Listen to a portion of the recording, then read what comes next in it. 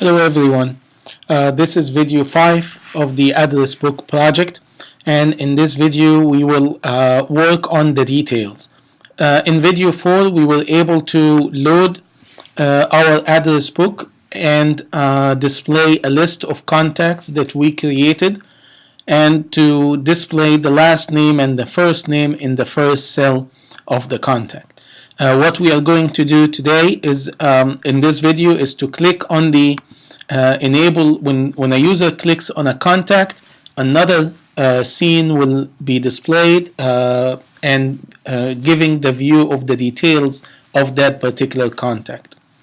So this will involve creating another view, which we have done several times before, and then moving or communicating or passing the contact object, which contains all the detailed information, from the AddressBook view to the details view. And we have done passing object from one view to the other a couple of times before. We've done that using the shared storage, the standard user defaults. This project we are going to use another mechanism to pass the data from one view to the other. So in this video we will do what we have been doing all along, which is creating another view, connecting it. We will use tableviewcontroller for the second view and introduce a static cell type in the tableviewcontroller, and we will use something called a method or an event called the prepareForSegue to pass information from one view to the other. So hopefully there will be a couple of new things we introduce in this video. So let's go ahead and start by creating the second view. So I will go ahead and show the file inspector and right click, and we need to add a view, and we need to add the controller of that view. So let's get the details first, and we need to add a table view controller. I'm going to minimize my screen to make some room in the storyboard, maybe even take that out and bring a table view controller. So this table view controller will represent my detailed view, and I will then connect that table view from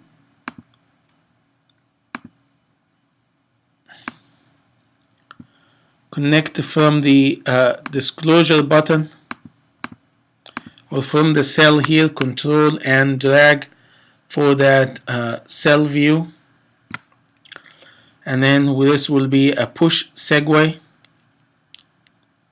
or an accessory action. So you can have a selection segue when the user selects a row, or you can have an accessory, which is the accessory button. So let's do a selection segue.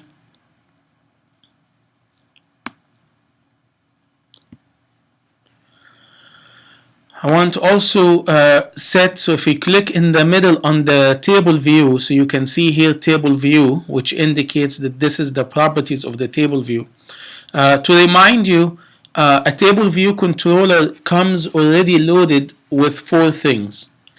What you see in the borders, which highlights what you have here, which represent the table view controller. So there's a table view controller, then there's a table view, there's a table view cell, then there is the view inside the table view cell, which contains whatever content that you want in the cell. And go back to video 4, we had some discussion about that. There are 2 types of content in a table view. There is a dynamic prototype and there is a static cell.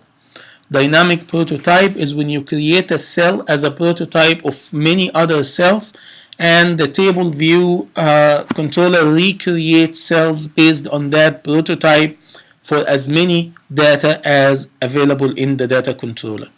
So if you don't know how many they are, like the AddressBook, we don't know how many names they are, you can use dynamic prototype. But if you do know how many cells there are, you can use static cells.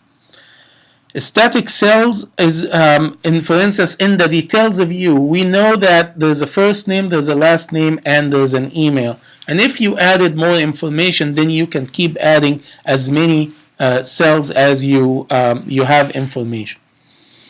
So I want to have, if you want to have one section or more than one section, so if you have two sections, that's what it looks like.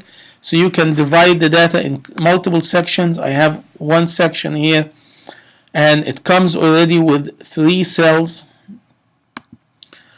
You can have plain or grouped. Grouped will put them together and give the section a title. And you can create a separator between them. And you can have a color for that separator if you want. You can choose how you want the inset of the separator, so you can change that as much as you want.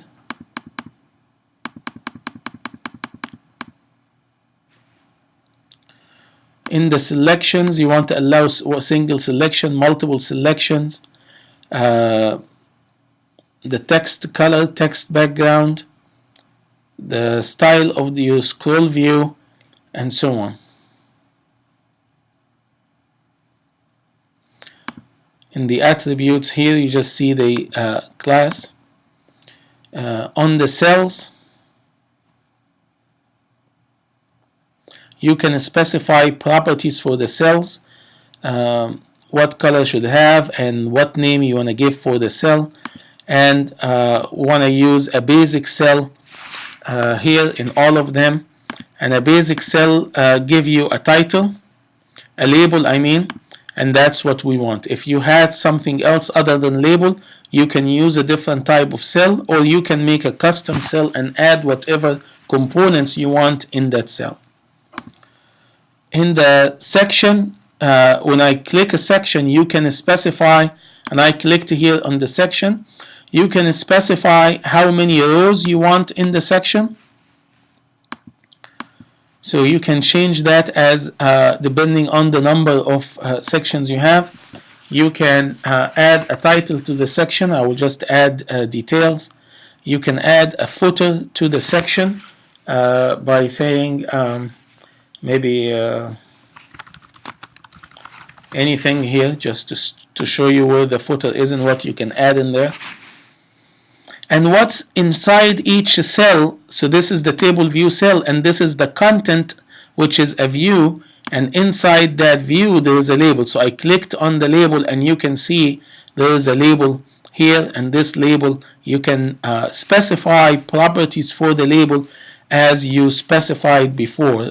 You can decide the type of text and use any other properties you have for the label. So you can click on the, this is the label here, and you can click on the view, and if the clicking is causing you problem, you can expand the document outline. Here is the, here is our scene, and you can see the table view controller, and look here, you see it selects the table view section, the table view cell, the content view, and inside it, here is our label.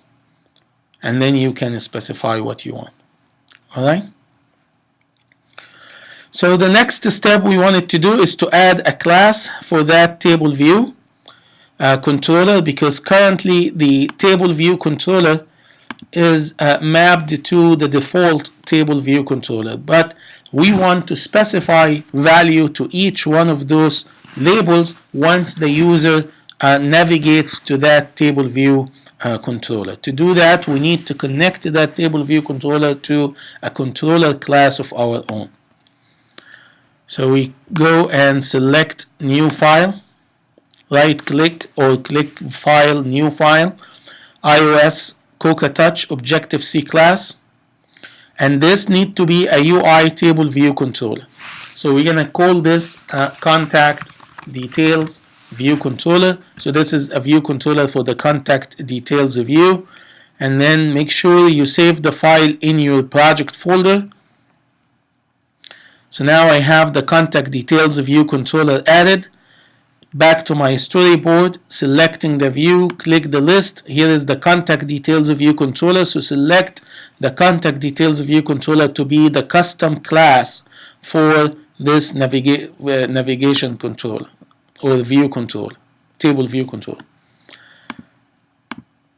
So that's our table view controller.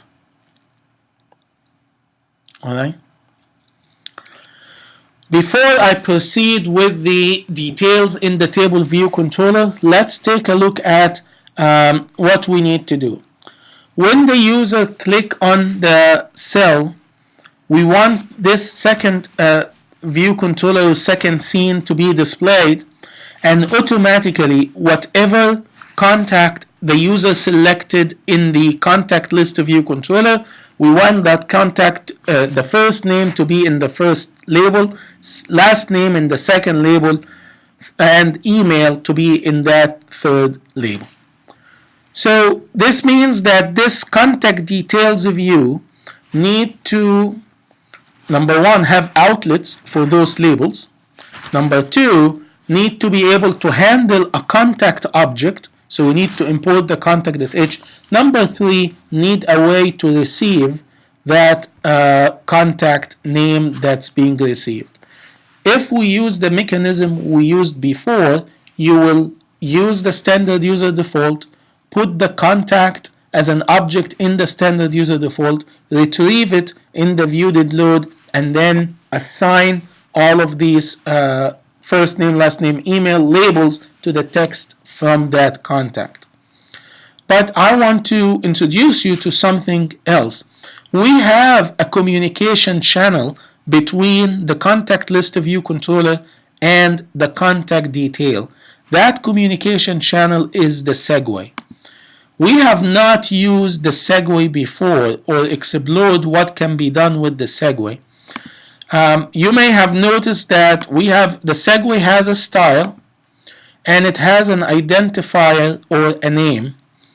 The identifier of the segue is important whenever you have more than one segue coming out of the contact list view controller, because you can use the segue. There are events with the segue before the view controller, before the contact list view controller lets the segue take you to the second view controller. It generates an event. So there is an event with the segue, and it's called the storyboard segue, UI storyboard segue. And you can look at what you can do with a storyboard segue from the help. If you go to help and go to documentation and API and type in UI storyboard segue, you can see the different tasks that you can use and information about what you can do with the storyboard segue. There is the line that is important here that we're gonna explore today. When a segue is triggered, but before the visual transition occurs, the storyboard runtime calls the current view controller's prepareForSegue method, so that it can pass any needed data to the view controller that is about to be displayed.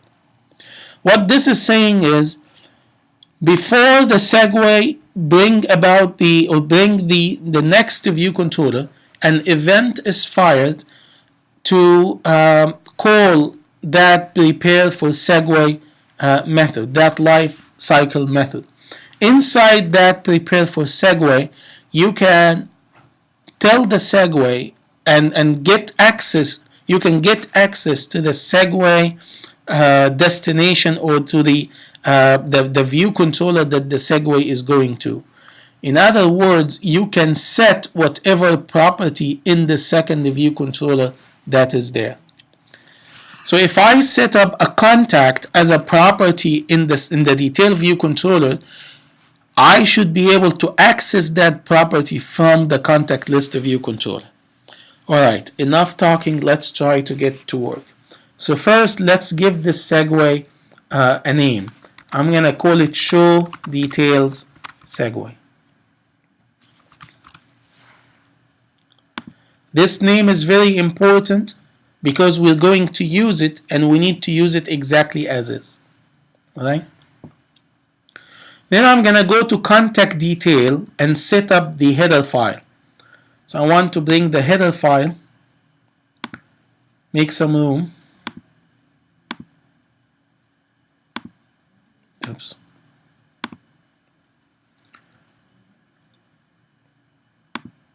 Need to go to the contact detail view controller.h, and I want to set up a property that is called a contact.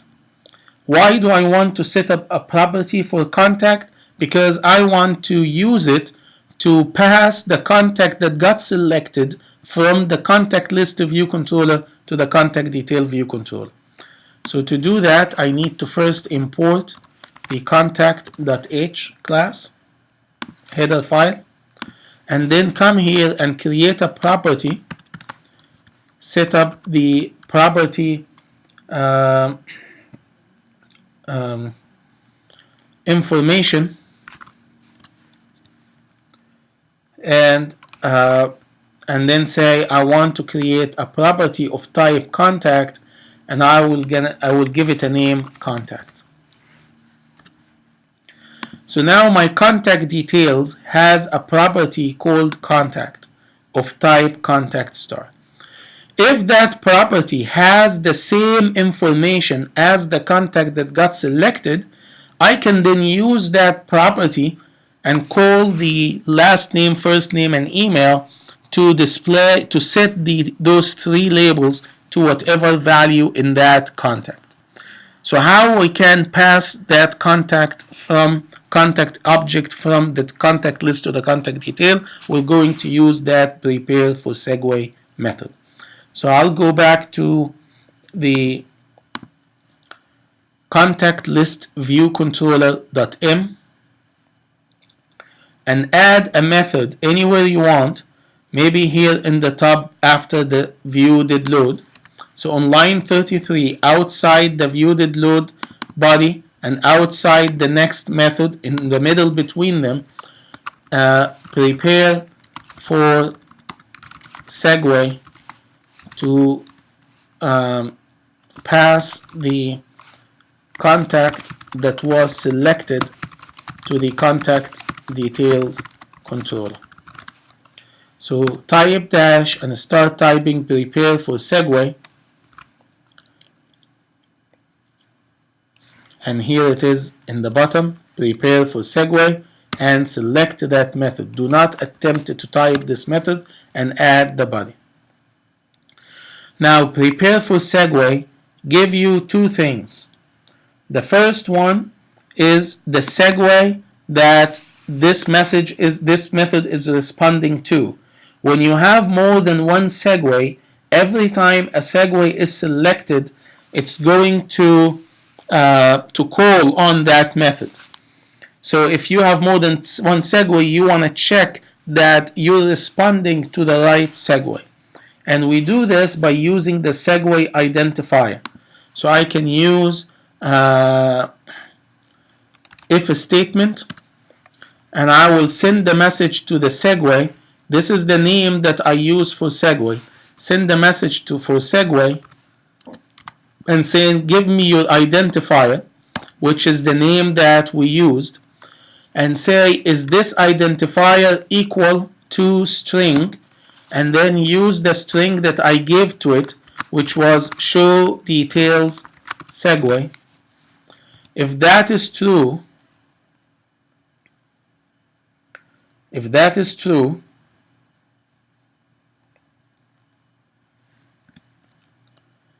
then in the statements I can proceed with what I wanted to do. What I wanted to do is to retrieve two things. Retrieve a reference to the destination view controller. So I know that this segue, show details segue, is taking me to the contact details view controller. So let's create a reference to the contact details view controller.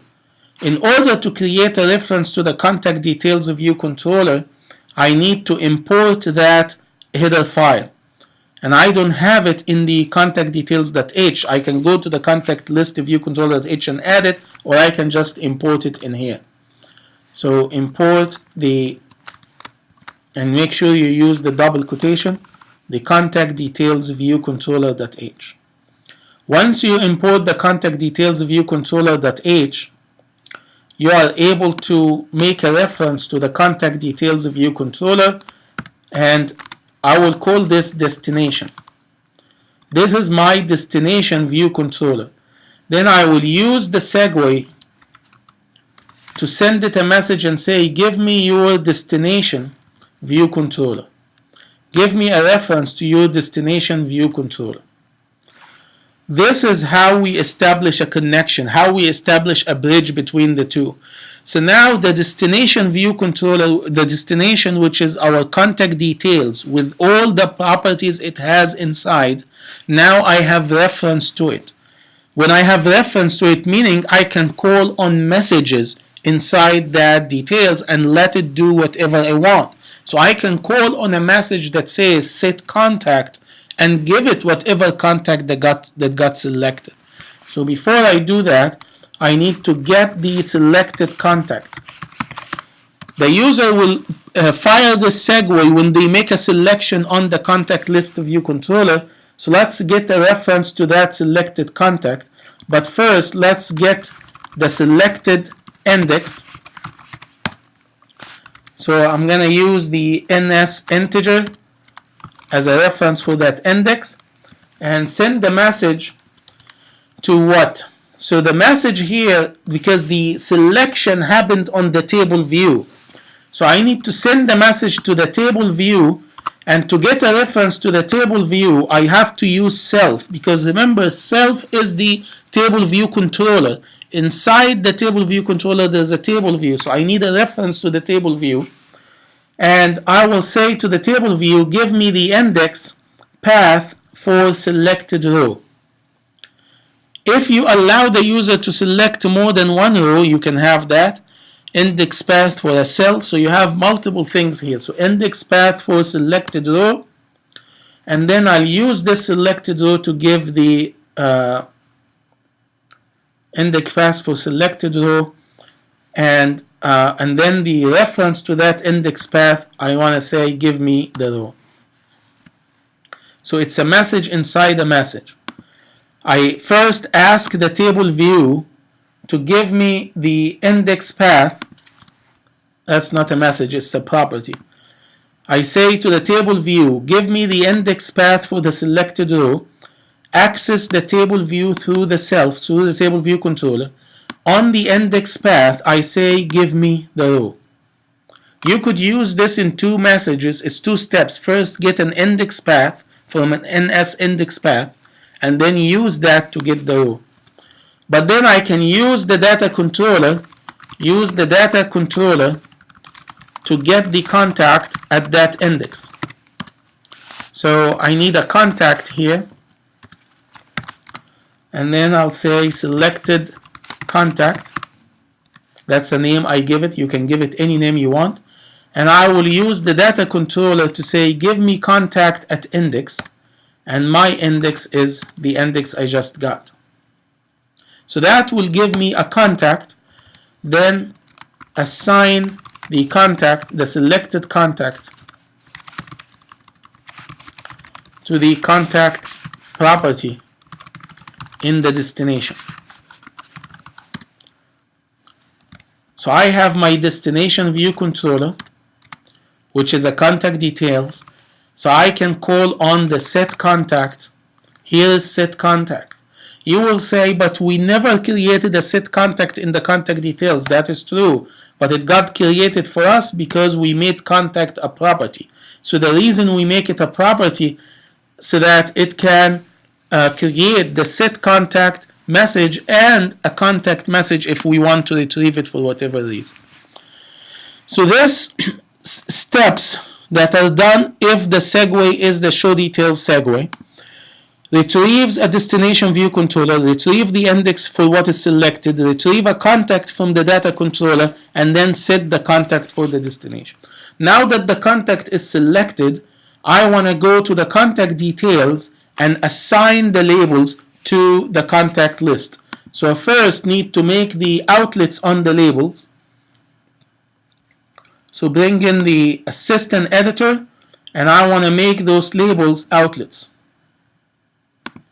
So I want to select the label, and you can look up here and it gives you the control that you selected. So keep clicking until you click the label that you want, and then insert the outlet, and you make sure that the type is UI label. If the type is UI table view cell or table view, then you clicked in the wrong place. This is an outlet, and I'm going to call this label first name. This is easy. You have done this before. When you click here, it tells you what you clicked. Here's the contact view. Here's the label. And then make this label last name. And then another one. And make this label email. If you created in your contact.h something other than these three, then you will make cells for them and you will add them here as properties. Now let's go to contact details.m. All what I need to do is to assign the text for those properties to whatever return message from the contact bring you. And we can do that in the contact detail view did load. So just make some room here, and here is the view did load. But before we go to the view did load, we want to synthesize all the properties. So I want to synthesize contact and synthesize my label. So label first name, label last name, and label email. Then in the view did load, you can uncomment these if you need them. So I want to set the text on each of the labels to the return message from the contact properties. So for instance, I'll send the message to label first name. I'll say set text, and where do you set your text from? Use contact and say give me the first name. Remember, first name, last name, and email will set as properties in the contact, so I can use it to retrieve whatever value in the contact. Same way, label last name, set text, and then send the message to contact that say give me your last name. Same thing for label email, set text, send the message to contact that says give me email. Every time you create a property, you get a message with the property name to give you the content of that property, and a message set with followed by the property name. Now one more thing we have to do in the implementation. Since we created this as a table view controller and used a static view, we do not need any of the table view controller messages that are set here. So let's go ahead and delete all of these messages, all of the uncommented messages. We don't want them because we made the table view static, not dynamic. If it's dynamic, meaning that you set it in the code. If it's static, you already set it before. So now if you select the row, it displays the details and give you correctly the first, last, and email. You can add another one here. I'm running out of time, but you can go back to the contact list data controller, add another 1 or 2 or 3 contacts, and come here and click, and you will see it will work. So that concludes our video 5. In the next video, we will start working on the add new contact, so we can dynamically add a new contact. Thank you.